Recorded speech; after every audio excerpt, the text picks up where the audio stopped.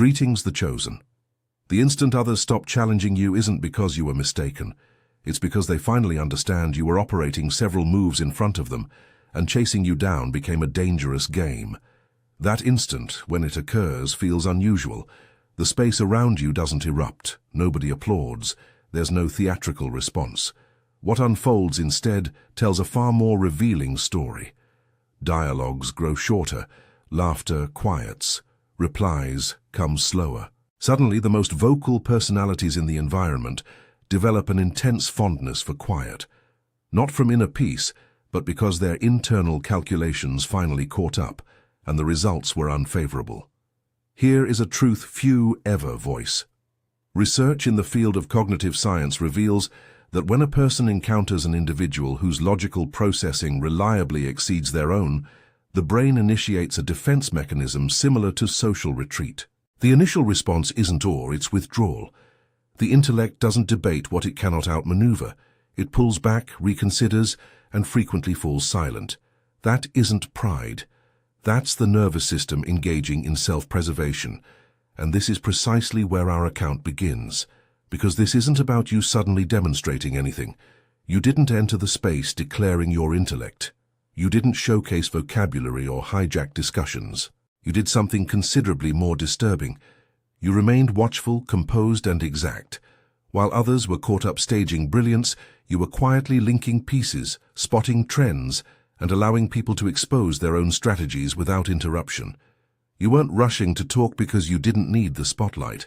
You were charting it. The irony in all of this, the very individuals who once tried to clarify elementary concepts to you, as if delivering a lecture, now require nearly a week to reply to a straightforward observation you offered casually, perhaps while enjoying a beverage.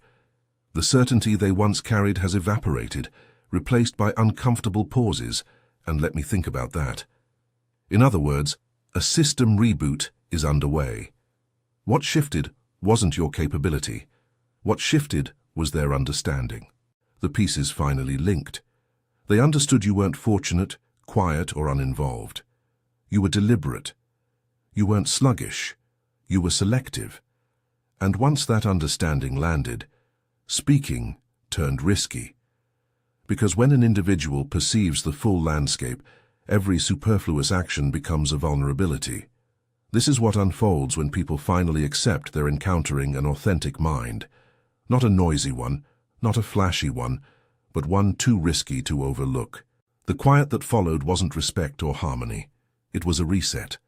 And today we're unpacking precisely why that quiet occurred and what it truly signifies. First, they didn't fail to understand you. They undercalculated the velocity of your thinking. Initially, they believed you were slow not due to a lack of intelligence, but because you didn't hurry to answer. You didn't interrupt. You didn't leap into exchanges trying to validate anything.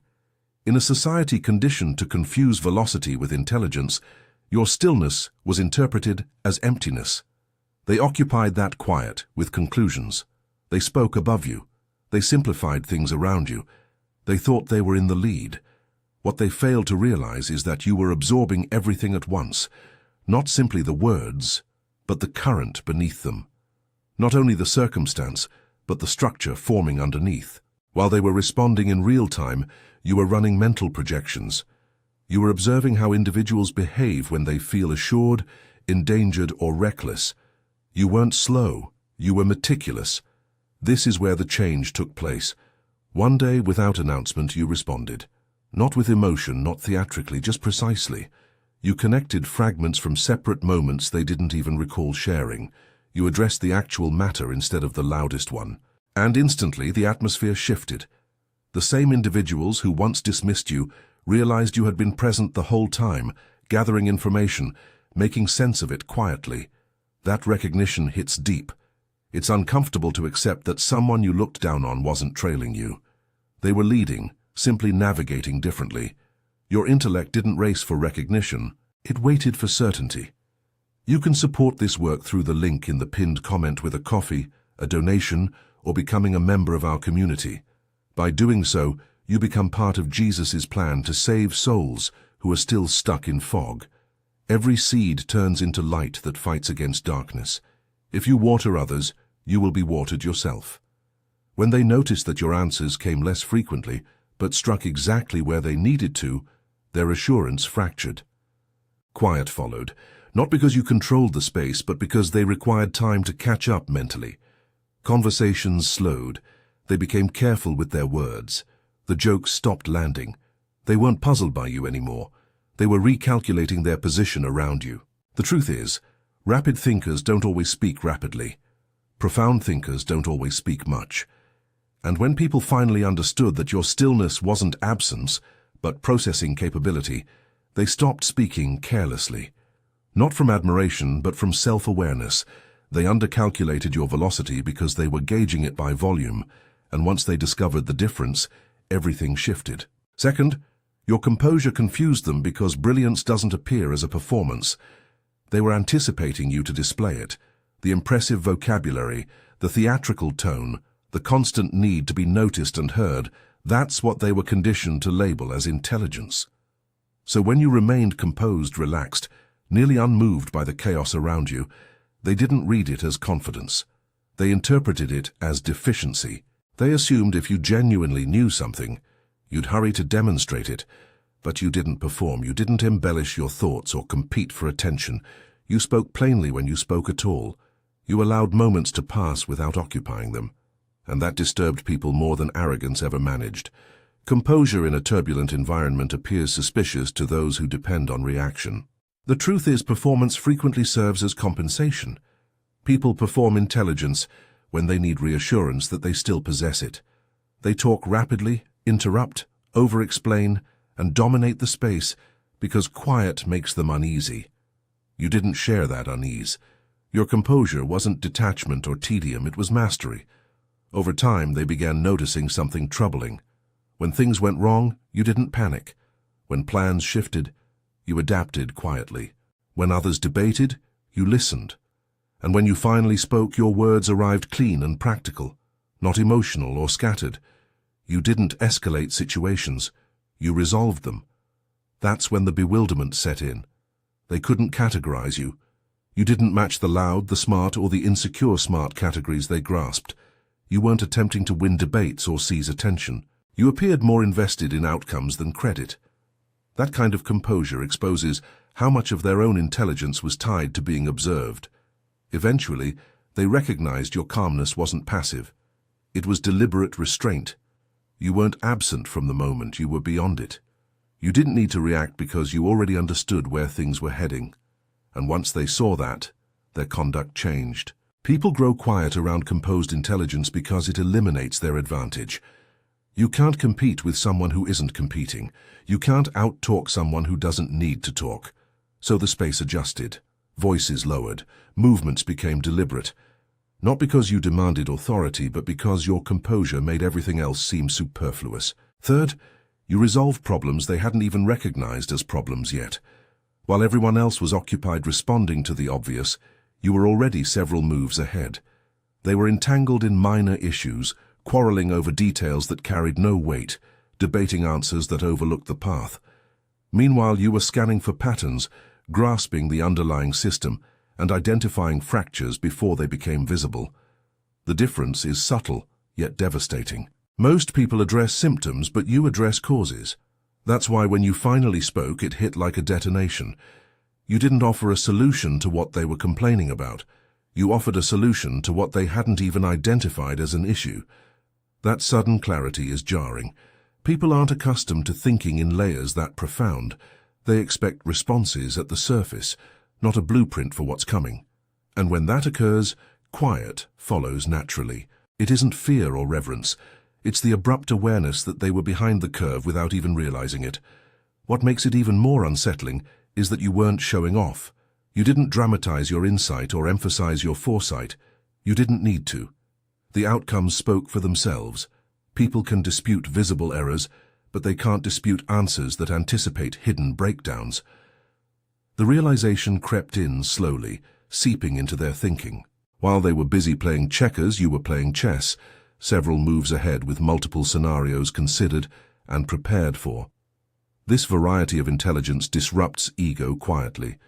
They may have believed they were steering the situation, controlling it, or shaping the outcome. You were quietly watching, mapping the landscape, and positioning yourself in ways they failed to notice. Then, without warning, the solution emerged, and the space paused. Conversations faltered, confident assertions dissolved, and suddenly the atmosphere shifted. Solving problems that no one else perceives isn't merely clever. It's dangerous to the unprepared, because it compels everyone around you to reassess their assumptions. They weren't simply incorrect, they were ignorant of what they didn't know. And once they realize you've been navigating that hidden layer all along, speaking becomes optional, hesitation becomes permanent, and quiet becomes the default response. Fourth, they recognized you were self-taught in ways institutions can't replicate.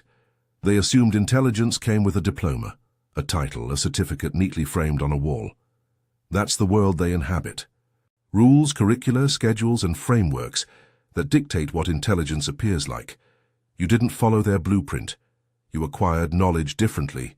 You observed, experimented, synthesized, and connected things that no textbook would ever mention. And that rendered you unpredictable in the most uncomfortable manner. What truly disturbed them was how naturally you handled complexity. You didn't need approval or direction. You didn't need someone to validate your methods or confirm your conclusions. You had already internalized the process of learning, problem-solving, and adapting in a manner that institutions can't instruct because they can't reproduce intuition, timing, and relentless curiosity. They were trained to follow while you were trained to perceive the unseen. And when they finally understood this, there was a pause. The pause that emerges when someone realizes they are confronting something organic, something that doesn't yield to schedules or hierarchies. You weren't regurgitating knowledge. You weren't displaying polished phrases or rehearsed ideas. You were presenting outcomes that were precise, layered, and rapid. Outcomes that weren't teachable, only lived. It's terrifying for them because self-taught intelligence doesn't play by the rules. It can't be negotiated with. It can't be measured by exams, accolades, or titles. You can't intimidate it, and you can't catch it off guard with bureaucratic logic. It operates on its own axis. That freedom of thought combined with precision forced them to step back. Suddenly they were the ones recalibrating. They couldn't dismiss you and they couldn't compete with you using the tools they understood. The realization seeped in gradually. The person they underestimated was never limited by their frameworks, never confined by their expectations. You weren't merely smart. You were a complete system operating beyond their control, and that understanding didn't earn you applause. It earned quiet, because they were busy trying to figure out how to process a mind that couldn't be replicated, contained, or tamed. Fifth, you weren't reacting to them. You were observing them.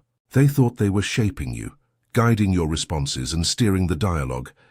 They assumed that every pause, every smile, every nod was a signal they could interpret, a vulnerability they could exploit.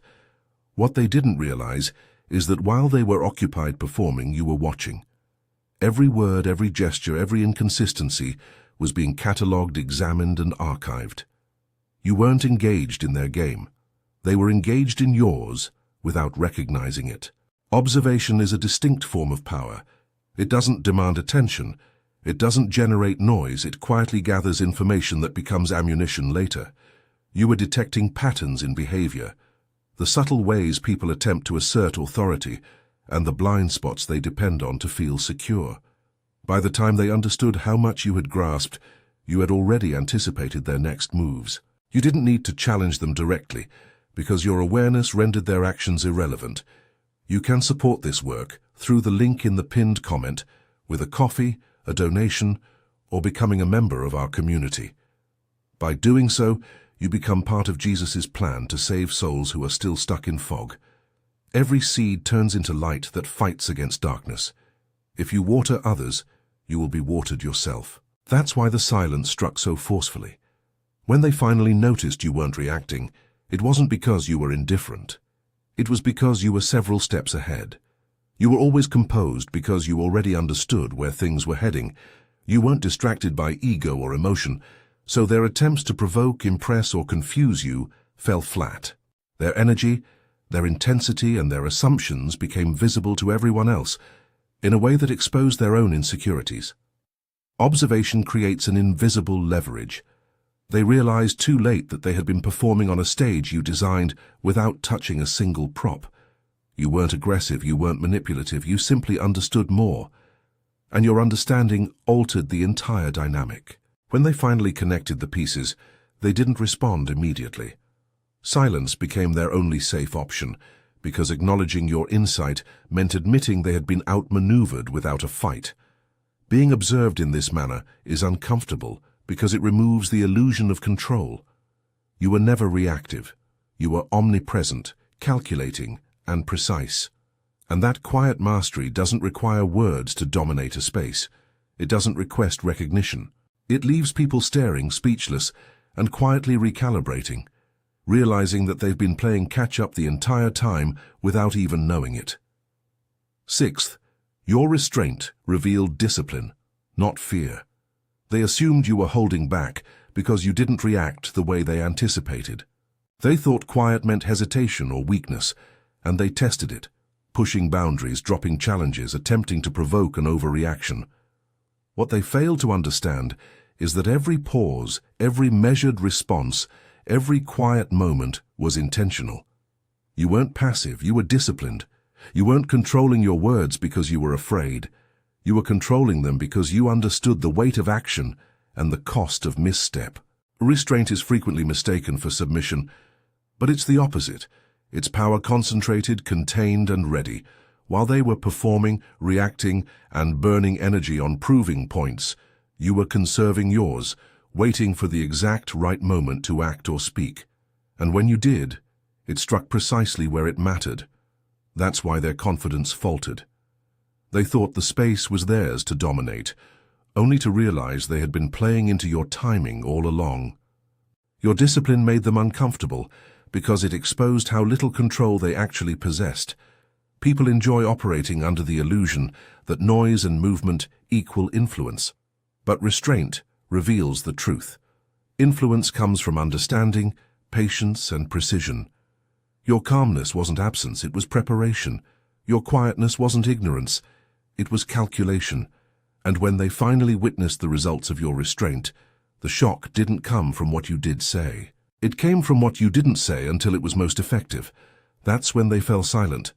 The space changed. They became cautious, measured, and hesitant because your restraint rewrote the rules of interaction. Discipline makes the loudest people self-conscious. They realize that their attempts to dominate or unsettle you are meaningless. They notice the clarity and control in your actions, and they understand without a word that restraint isn't a lack of power. It's the purest form of it. You weren't reacting to them. You were proving with every quiet move that mastery doesn't need to be announced. It simply exists, and when that truth hits, silence is the only safe response. Seventh, you made complexity feel simple, and that threatened their identity. They constructed their confidence on appearing intelligent. Every conversation was a performance, a way to prove their worth. And every detail they emphasized was carefully chosen to display competence.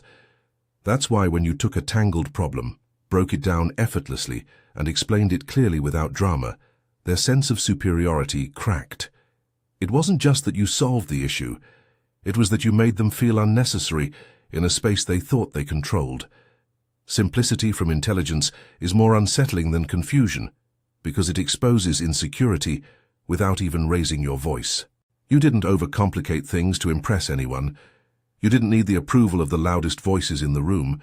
You simply saw the patterns, understood the systems, and communicated solutions in a way that cut straight through layers of unnecessary noise. That clarity was sharp.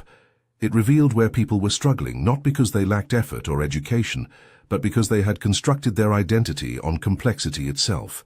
Some people confuse struggle with skill. And when you demonstrate that a solution can be elegant, rapid, and accurate, it undermines everything they believed about themselves.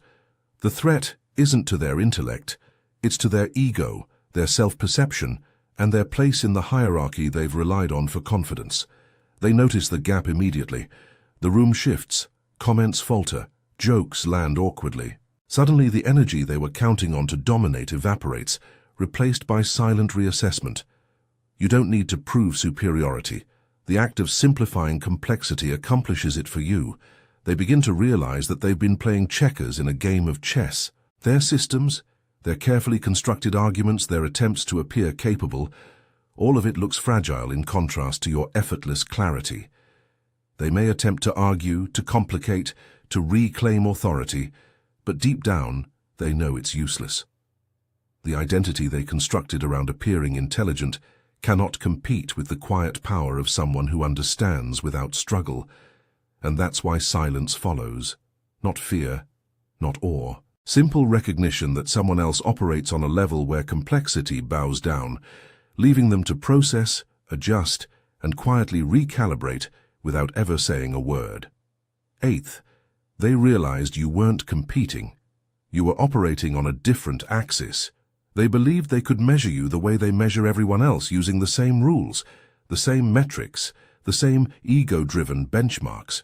They assumed every move you made was meant to be compared, challenged, or countered. They assumed you were playing the same game under the same terms, striving for the same recognition. And then suddenly they realized the truth. You weren't competing at all. You were operating on a completely different axis, one they couldn't even plot on their mental map. That realization is disorienting. People are used to interacting with intelligence in ways they understand. Verbal sparring, debate, performance, visible problem-solving. They can track that. They can strategize against it. But when someone exists outside the expected parameters, it breaks the framework they rely on. Your moves weren't about winning arguments or claiming superiority. They were about understanding systems, observing patterns, and making precise, calculated choices that rendered their strategies irrelevant. The power of not competing is invisible until it lands.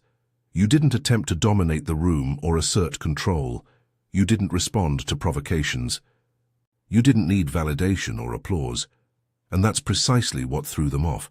They were accustomed to everyone else fighting on the same plane, reacting in predictable ways.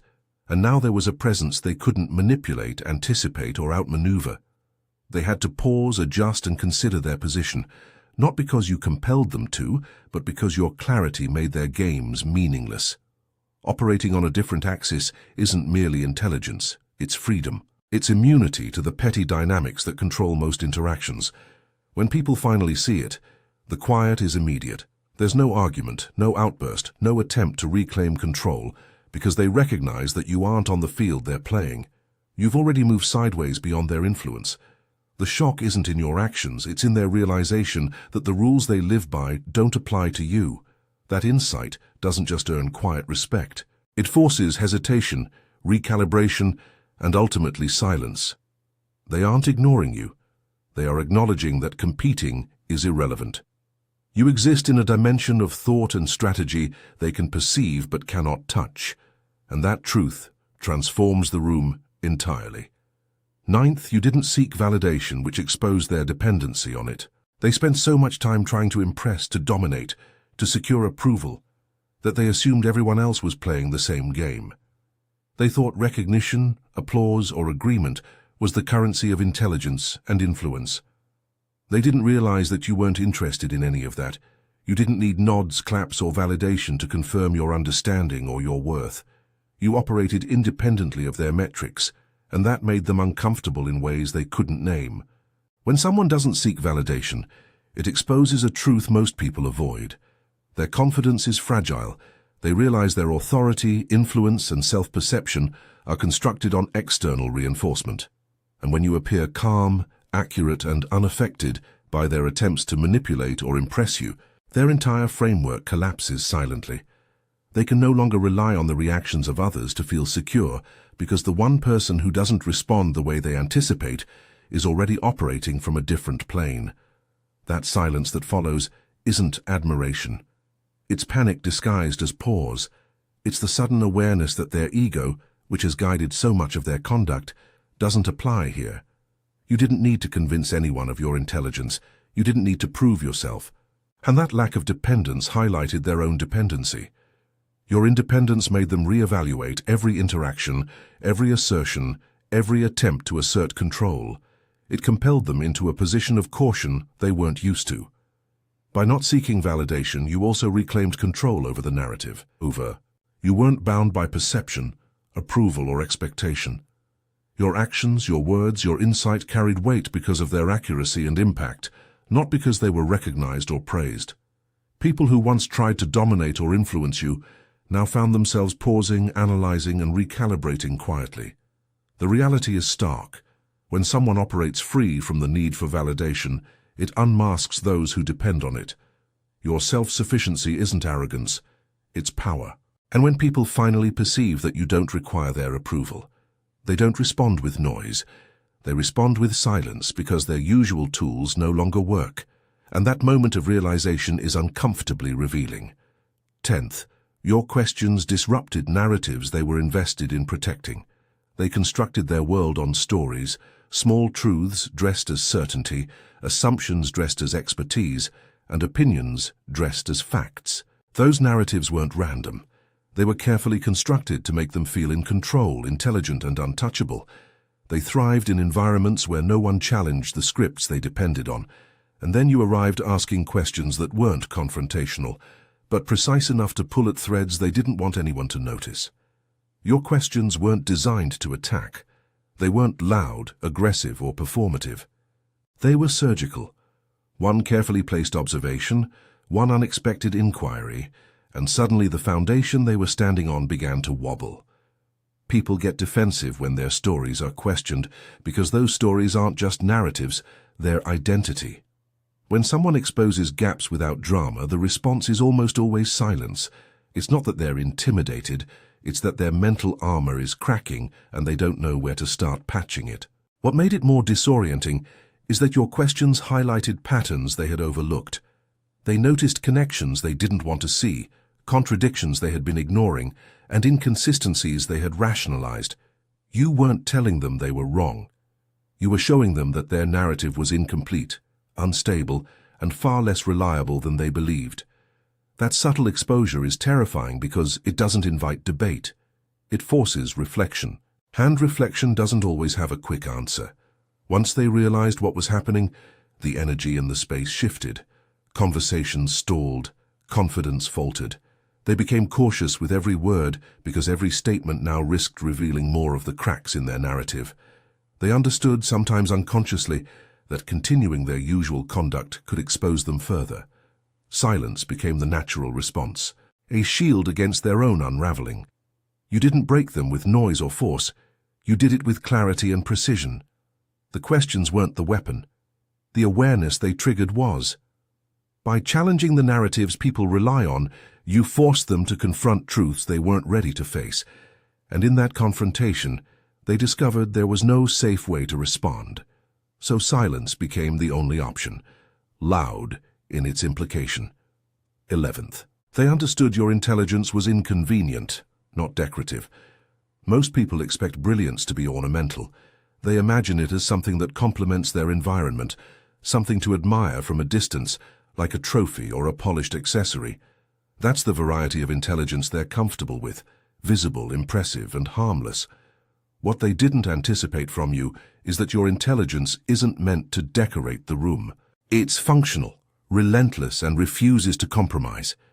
It exposes inefficiency, misjudgment, and weakness. It doesn't flatter. It challenges. And that renders it dangerous to anyone who depends on illusion rather than substance. They were caught off guard because they thought intelligence meant talking rapidly, flaunting credentials, or performing cleverness for approval. Your approach wasn't performative. You didn't make people feel small to appear big. You made them see the reality of situations they were ignoring. You pointed out gaps they weren't ready to address. You solved problems they didn't even know existed. That variety of clarity isn't comfortable. It's inconvenient. It forces people to confront their own mistakes, habits, and blind spots without the soft cushioning of ego or ceremony. The discomfort is silent, but electric. You could see it in pauses, hesitant corrections, and the way energy shifted in the room. They weren't silent out of admiration. They were silent because acknowledging your mind would compel them to act, to change, to admit that they had been behind all along. That realization isn't easy to process. It's unsettling to witness someone operate in a space where their assumptions, shortcuts, and performances no longer matter. Your intelligence doesn't ask for applause. It doesn't need validation. It demands alignment with truth. That truth is inconvenient. It unsettles, disrupts, and exposes the weaknesses people hope remain hidden. They finally understood that they couldn't manipulate, ignore, or negotiate with you. They had to pause, recalibrate, and process what they were seeing. Silence became the only safe response. It wasn't reverence. It was an admission that they had underestimated what operating without compromise looks like. Your intelligence isn't decoration, it's action. And that distinction leaves people speechless, quietly adjusting to the reality they hadn't seen coming. 12th. You noticed what everyone else ignored and named it without drama. Most people navigate life skimming the surface, reacting to what's obvious and avoiding what's uncomfortable. They focus on the visible, the loud, the dramatic, and ignore the subtle truths that actually dictate outcomes. You, on the other hand, don't skim. You perceive the hidden currents, the small details, the inconsistencies that everyone else pretends aren't there. You notice what is inconvenient, what others avoid naming, and you articulate it with clarity, precision, and zero theatrics. That combination is disarming. It forces people to confront realities they have been conveniently ignoring without giving them the satisfaction of drama. Naming truths without fanfare is disruptive because it strips away layers of pretense. When you identify a problem, a contradiction, or a hidden pattern, you don't embellish it. You don't dramatize it. You present it as fact, plain and undeniable. That approach makes people uncomfortable because it removes their ability to respond with noise, jokes, or distraction. They can't argue with subtlety. They can't hide behind emotion. They can't redirect the conversation. The spotlight isn't harsh. It's precise, and it exposes the blind spots they've been relying on. What makes this even more powerful is that it forces reflection without aggression. People don't immediately lash out because there's nothing to fight. They pause, they adjust, they reevaluate their assumptions, their strategies, their positions. And that pause can feel deafening. Silence isn't empty. It's the mental machinery turning, recalculating what was ignored until now. You didn't create tension to assert superiority. You created clarity to reveal reality. The same people who thought they understood the environment, who assumed they were in control, suddenly realize that someone else perceives all the hidden layers.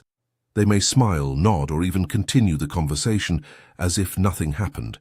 But internally they are reorganizing. They are processing that you possess insight they cannot dismiss, and that awareness silences them. By noticing what everyone else ignored and stating it plainly, you establish authority without theatrics, dominance without force. Your clarity is undeniable, and your restraint magnifies its impact. People can't compete with it. They can only absorb it, recalibrate, and respect the quiet power of someone who speaks truth without performing it. 13th, they understood you couldn't be manipulated once the pieces connected. People try to control others the way they control narratives through pressure, influence, or subtle manipulation.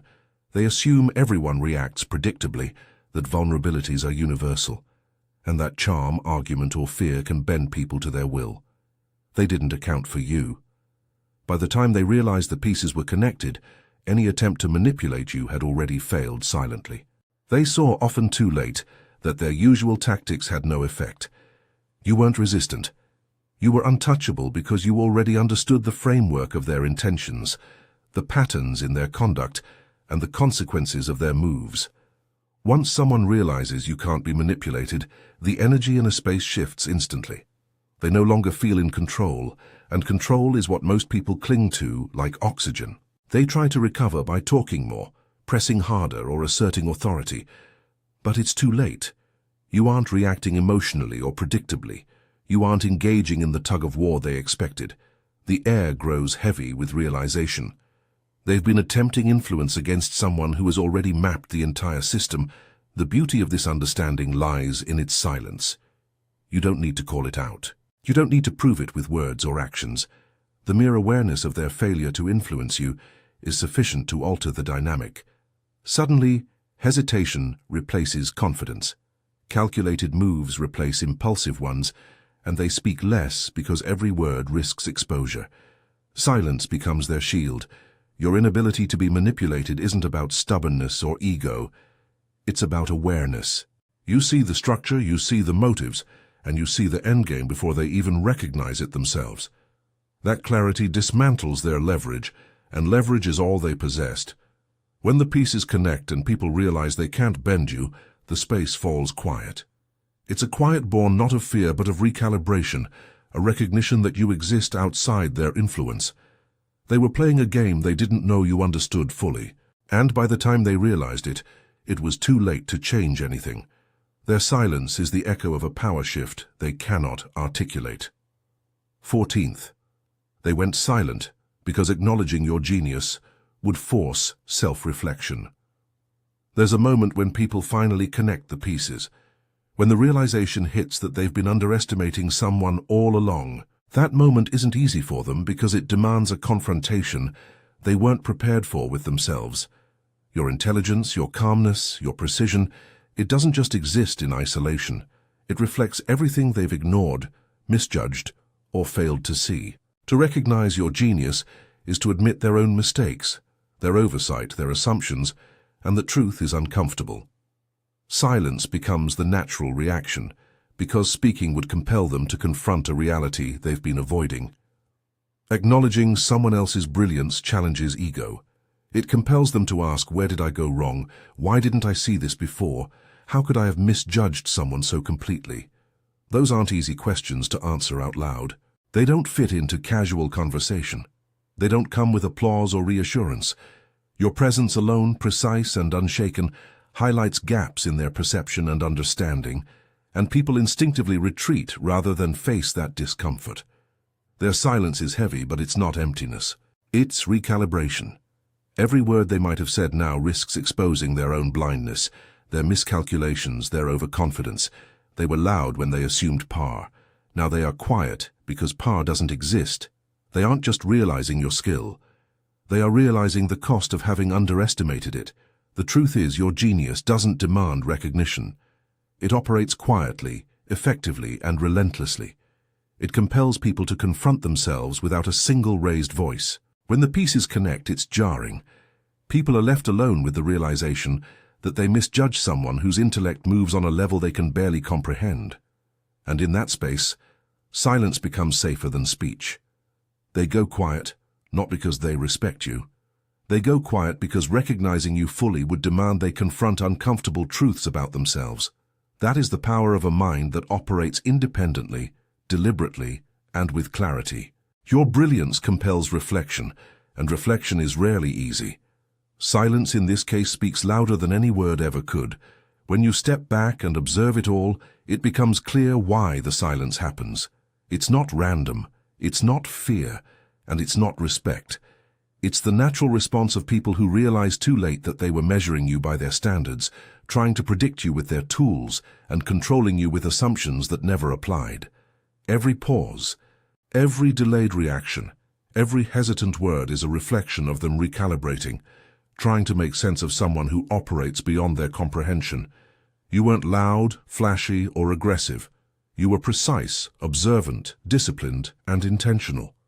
Your calmness revealed more power than their noise ever managed. Your questions exposed truths they weren't ready to admit. Your understanding solved problems they didn't even know existed. You weren't competing. You weren't performing. You were simply being. And in being, you compelled them to confront realities about themselves, their systems, and their limitations. The moment they went silent wasn't admiration. It was realization. It was that jarring awareness that they underestimated someone who didn't need validation, someone who didn't need to react, someone who was already operating on a higher plane.